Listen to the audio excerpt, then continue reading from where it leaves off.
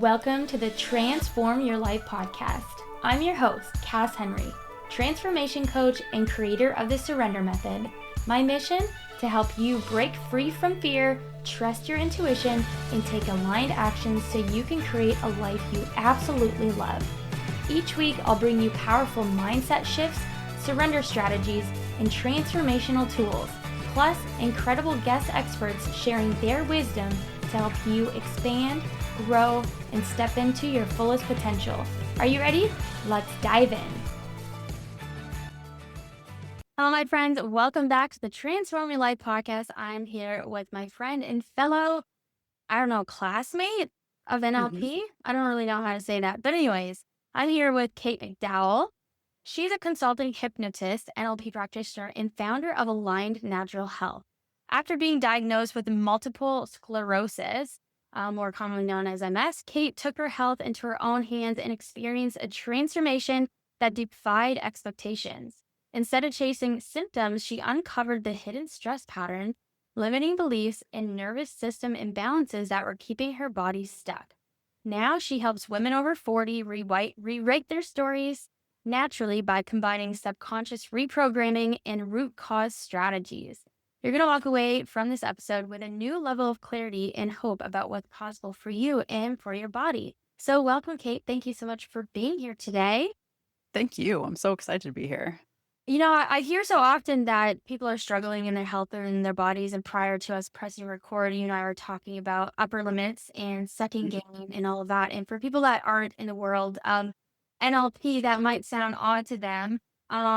But hopefully by the end of today, they'll have a little bit more clarity. I think what I'd love to say before we dive in is I invite everyone here to have an open mind, because this conversation might come off as, maybe airy-fairy or that's not possible or woo-woo or whatever. What I say is, if you have cancer, wouldn't you be open to possibly anything that could cure you, that could help you? And so I say that in terms of pretty much everything. If you're struggling with mental health, if you're struggling with addiction, if you're struggling with stuff that's happening in your body that may not be specifically a terminal diagnosis of cancer, I invite you, not you should, but I invite you to have the same kind of open mind of, okay, if traditional medicine or something isn't working here, then I'm open to whatever might help. And honestly, if it's helping someone else, then why can't it help you as well? So I'm very excited about this conversation because I can't even imagine what it would be like to have MS, because I don't have MS, but there are so many people out there that do and that are struggling and suffering. And so let's just start at the beginning. What led, if you do know, I don't even know if this is something that someone can answer, but what led to your MS diagnosis, and how did you change the way you looked at your health? Like, when did you kind of discover it? It wasn't quick. I can tell you that. I mean, I was the kind of person who was raised in a family where it was like, if you're sick, if there's something wrong with you, you go to the doctor and medicine is your answer. Medicine is the solution. And interesting that we met in an NLP course now, because I was very science minded growing up. I was like, there's got to be a fix for everything, and it's black and white. And if you're sick, the doctor or medicine will help you. And I thought that until it didn't for me. And so I went the medical route. I took the daily injections for 7 years, and I just watched my health get worse and worse and worse, and my quality of life pretty much disappear down the drain. And I was like, all right, something's not right here. I was 22 years old when I was diagnosed, and last year it's been 20 years since then. And I'm so grateful that I got to that point where I was like, holy crap, I need to do something different, because I can't imagine where I'd be now. And I know that so many people are in a place also where the belief is that medicine is the only answer. But at what point do you start questioning the beliefs that are causing you suffering? And so, yeah, it is, an open mind is part of it. And I didn't have that for 7 years. And so I can understand how you can feel trapped and you can feel stuck, whatever it is that you're dealing with, from a health perspective, from lots of different perspectives based on your beliefs. And that's one of the reasons I love NLP so much, is because we do address the limiting beliefs and kind of the subconscious, unconscious stuff that's been running the show. under the surface for so many years. So for me, yeah, it's the doctor said to me one day, like, okay, you're 29 years old. They've gotten to the point where we need to look at a wheelchair. And I was like, God, really? I didn't expect that. That's not the life I saw for myself. And so that was a big kind of get your shit together moment for me. But then also, I was raising money for the MS Society because I thought something outside of me was going to solve my problems. And that was the only thing I could do. And I went to my best friend at the time and asked, will you sponsor me for this MS fundraiser? And she said, I love you. I will absolutely sponsor you. But you know, they're never going to come up with a cure, right? And that was like a slap in the face. Mm. But it also got me thinking. So ultimately, that was the turning point for me because it was like, there's got to be something else. And when it comes to a lot of the struggles that we deal with, it's like, if what you're doing isn't working, where else can you turn to? And so if you do see people that are experiencing a completely different life because they've made different choices, it's easy to judge them and think they're not following the same path that I am. But maybe it's a good thing to kind of take a look and think, interesting. Could there be something else that will be a better solution for me? Right? Yeah, 100%. And prior to this, I'm like, not everyone's gonna like this kind of conversation, and we're also not doctors, and we're not therapists or anything like that. We just tried different things that have now worked for Hmm. us. Now we want to share it with the world. When it came with to like depression, for me, I was on medication for a little bit. But that was everyone's first line of action. It's like, go on medication right away. It's like, but like that's not. I feel like that's not really going to solve my problem. So I did it for a little bit, but the problems are still there, and then it's like you can stay on it forever, but knowing that the problems are still there, so you're like, "You know what? I'm not choosing this as my fate. There's gotta be another way." And I think Hmm. just asking that one simple question, "Is there another way?" can open up the gateway to receiving these kind of answers. Yes. So when a doctor gave you that diagnosis, you took the path of the traditional medicine path because that's what Mhm. you were raised on of doing these injectables. But when you became 29 and he's like, now we got to start looking at a wheelchair, and you're like, oh my gosh, like I'm not really willing to accept that. What did your life look like? What was the next step you took after that? I assume, you needed to get curious, but then what? So it's like you said, when you start to kind of open your perspective, other things show up for you. And I'd probably seen all of these things in the 7 years leading up to that. It wasn't in my awareness. So I didn't take them in.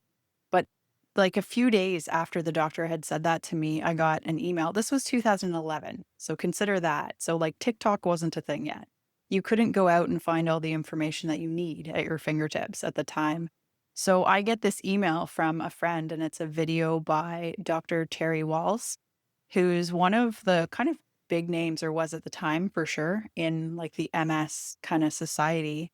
And she shared a video to TEDx of her and how she went from a place where she was in a tilt wheelchair, like she couldn't function on her own pretty much at all. And she's out on stage walking around giving this TEDx. And I was just like, whoa, okay, what's this woman doing? And her whole thing was nutrition. And so I was like, okay, awesome. I've been looking for this person outside of me to come and rescue me, the knight in shining armor. But what if it's actually something I need to do that's going to make a difference? And so, like, when you're dealing with frustration, struggles, you have so much personal power, so much more than we're often led to believe. And so, for myself, making changes to my diet, I committed, because this is who I am, I committed to 30 days. Okay, I'll try this diet change for 30 days.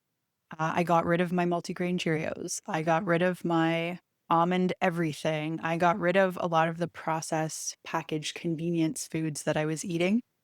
I had to learn to cook because it's not something I'd done in the past, but I committed to eating differently for 30 days. And it was the first time in 7 years that I felt things move in the direction I wanted them to go. And it wasn't overnight, but it was like, oh, I have more energy today. That hadn't happened for 7 years. And so I was like, okay, this has been after a couple of weeks. What else is possible? And that kind of opened the doors for other things I could do. And I mean, looking back now, I've always thought, oh, nutrition was my first step. But my spouse is like, no, it was all mindset. Cause I got to the point where it was like, I need to do something different. I need to take back the reins and take my power back in terms of my own life.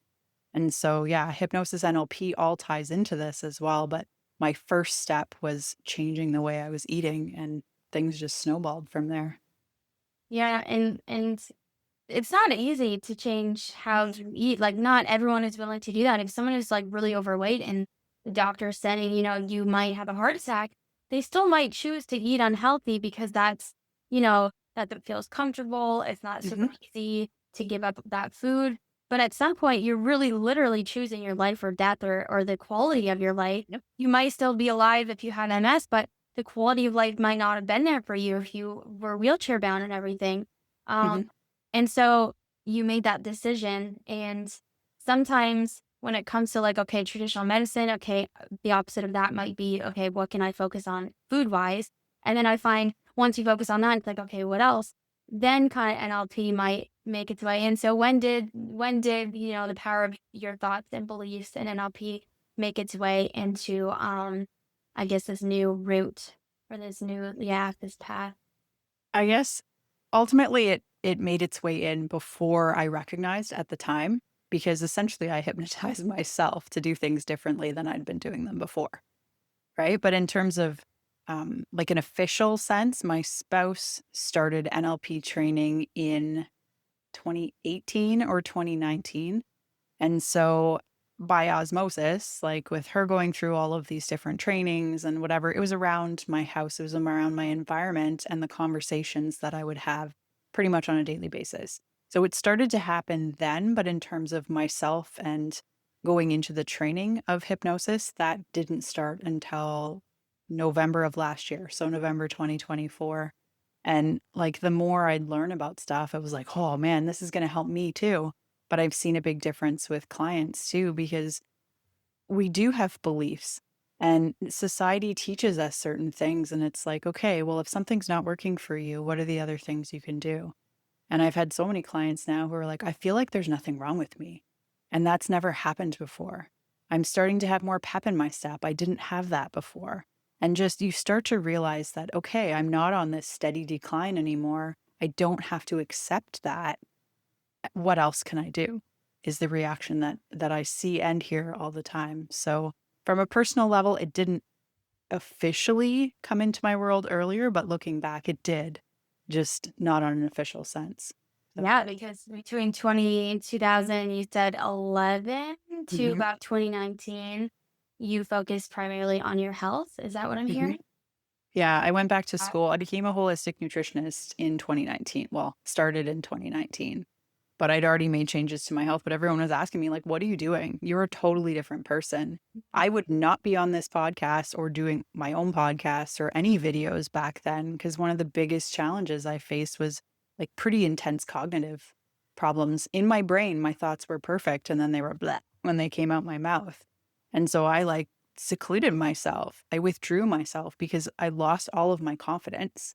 I couldn't speak. I just felt dumb. And it was like, this sucks. So the change is starting to happen there. I mean, nutrition was a big part of it, but like, yes, diet change is hard. But what's harder? Sometimes it's wrapping your head around like, this is my personal power. This is something that I can do for myself.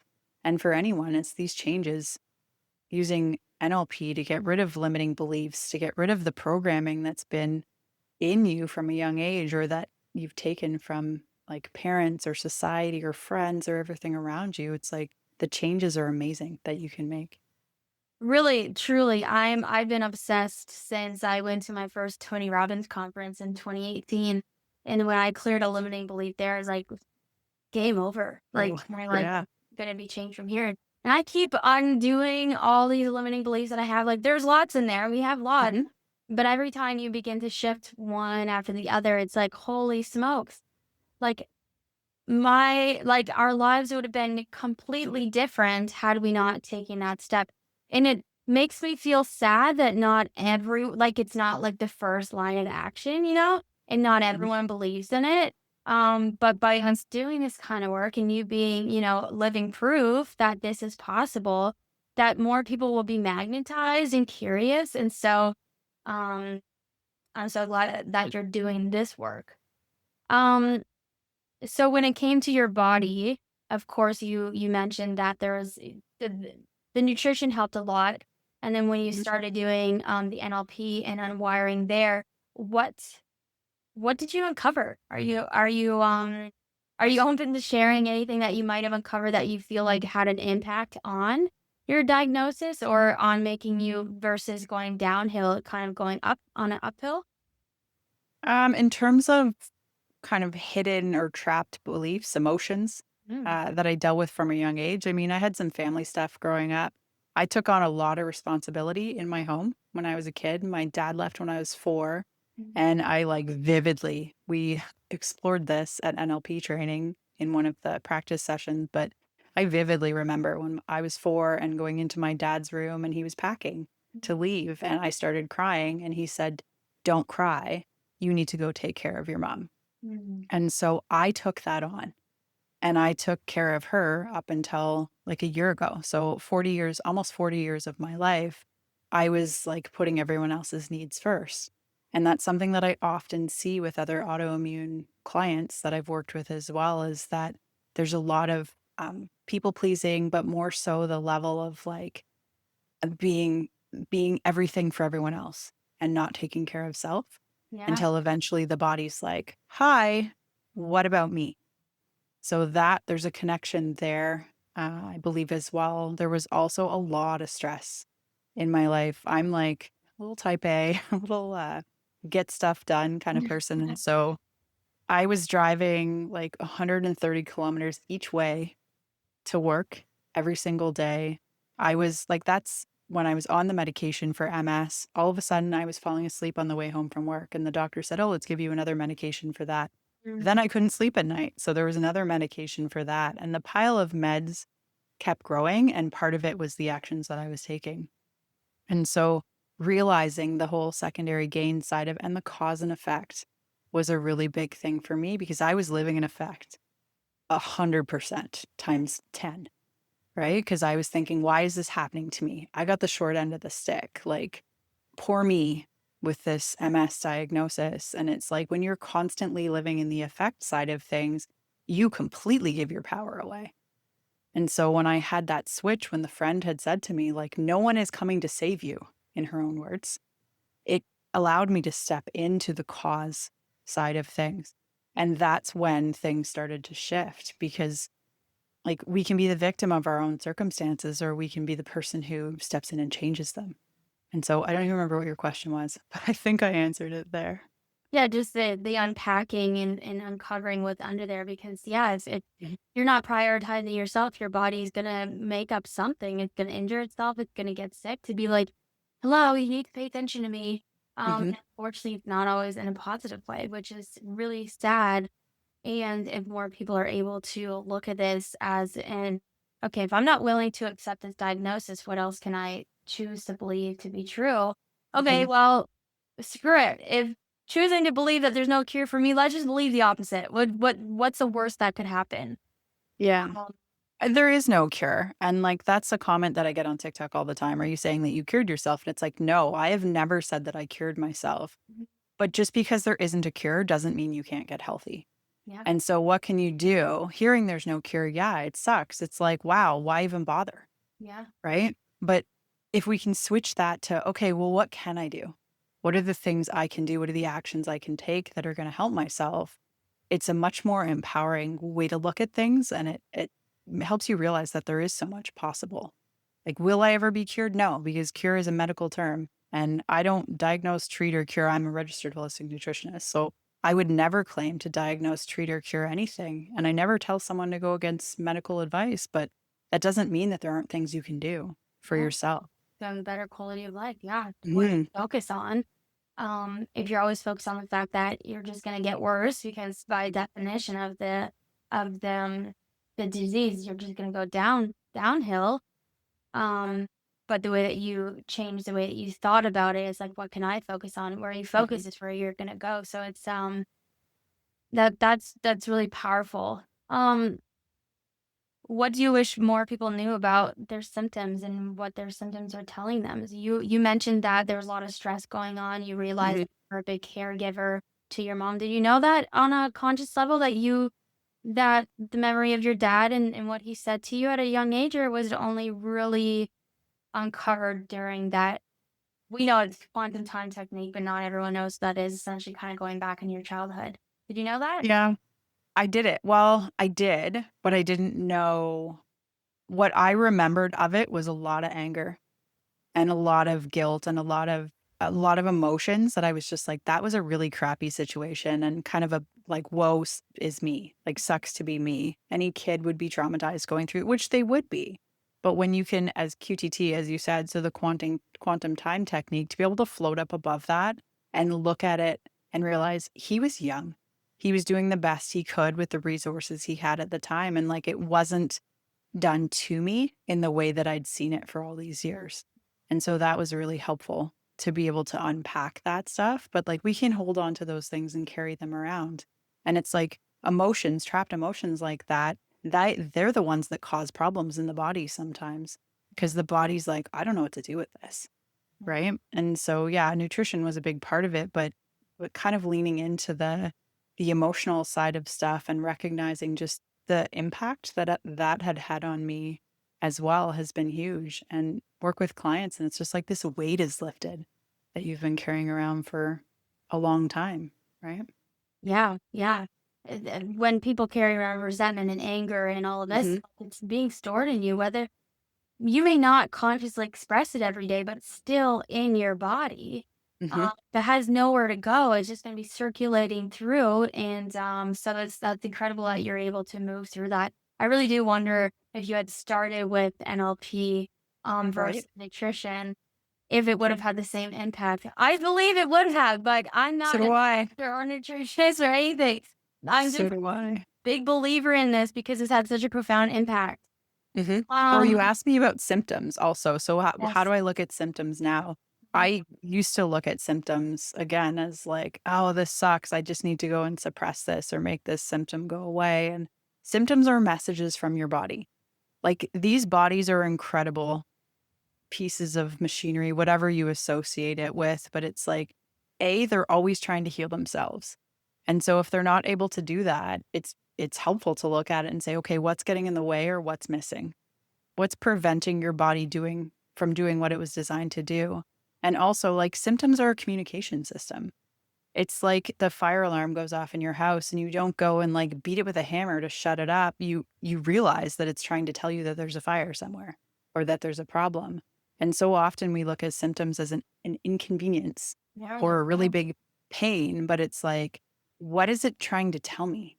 What are these symptoms trying to get my attention to? And the way society is now, it's so like go, go, go, go, go. We don't have time. Like the number of times that I hear, I don't have time for this.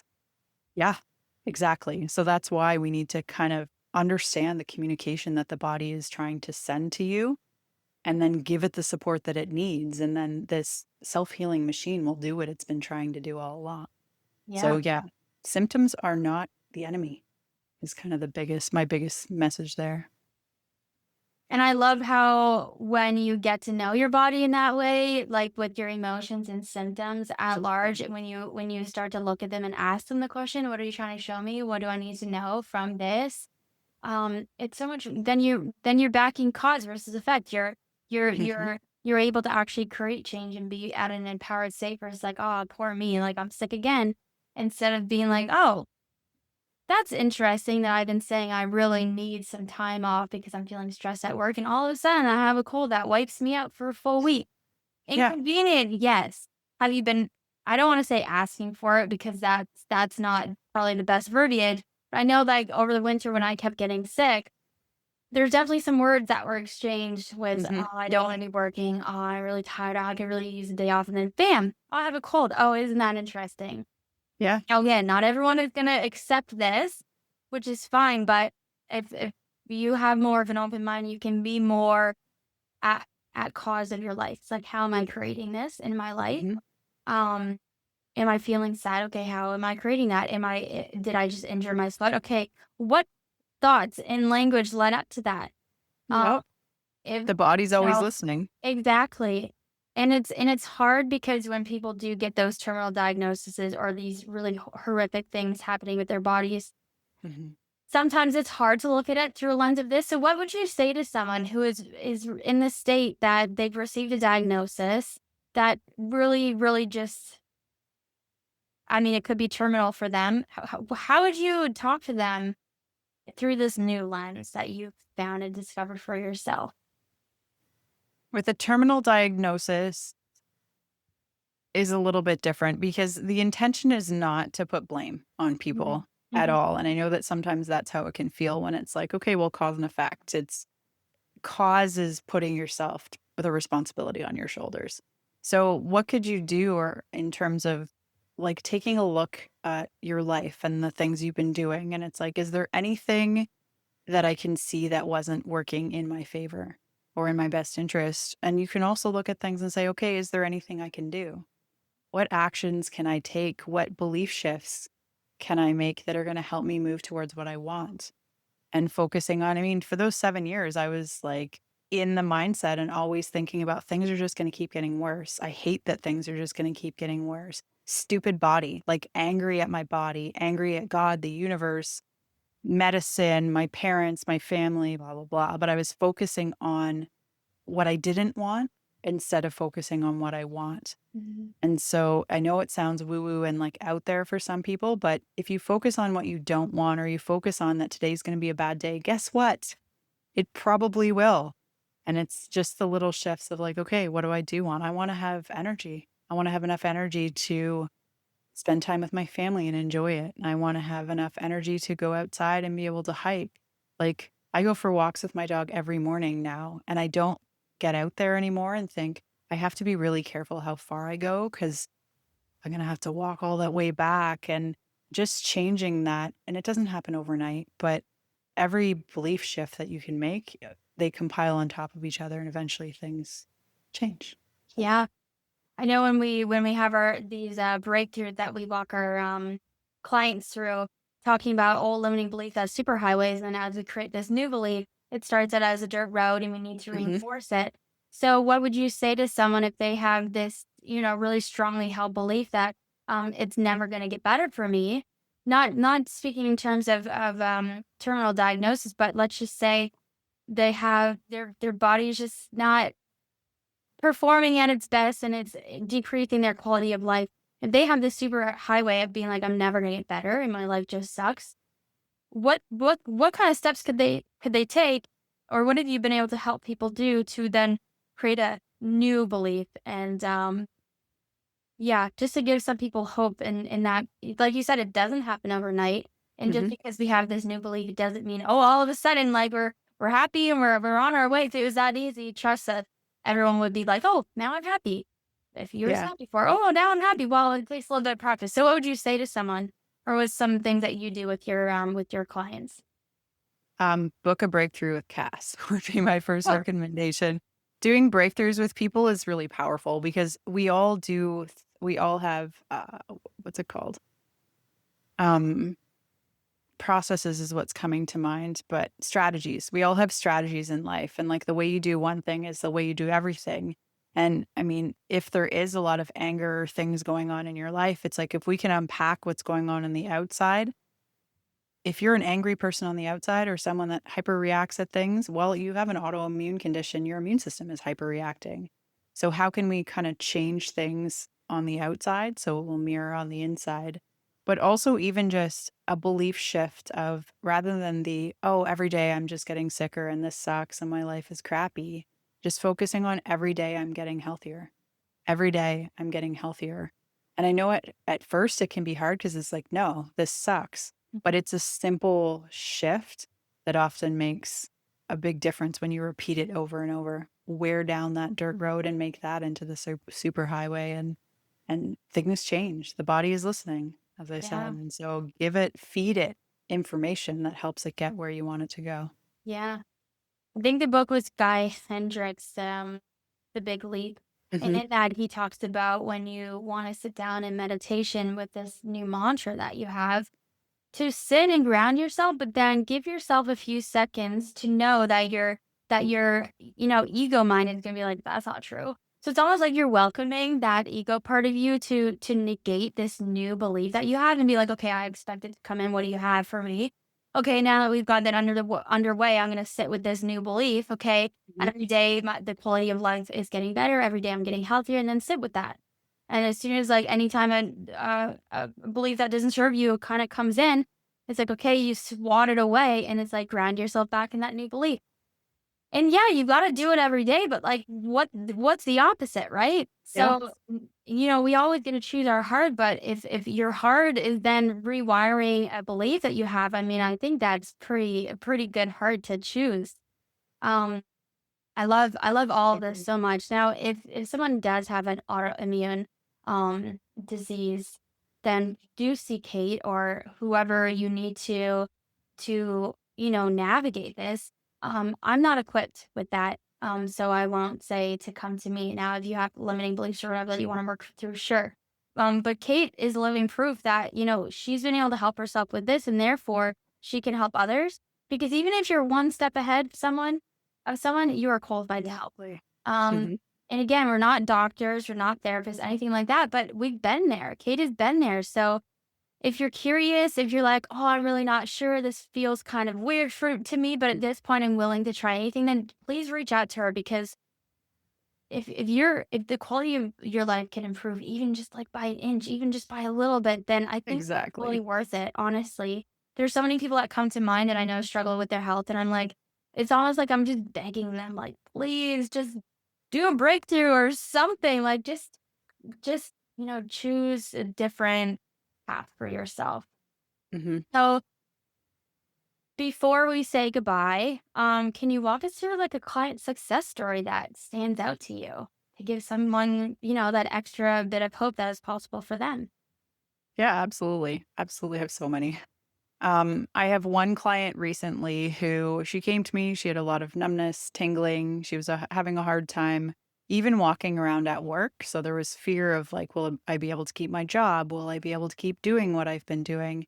And we've been working together for, think, almost 3 months now. And we got in contact a little while ago. First of all, she cause and effect really hit home for her. It took a little bit of time, but we got on a call and she's like, I need to talk to you. I'm like, oh, what's going on? And she's like, I caused this. I can see areas where I did things that didn't help with my health, but that means I can fix it.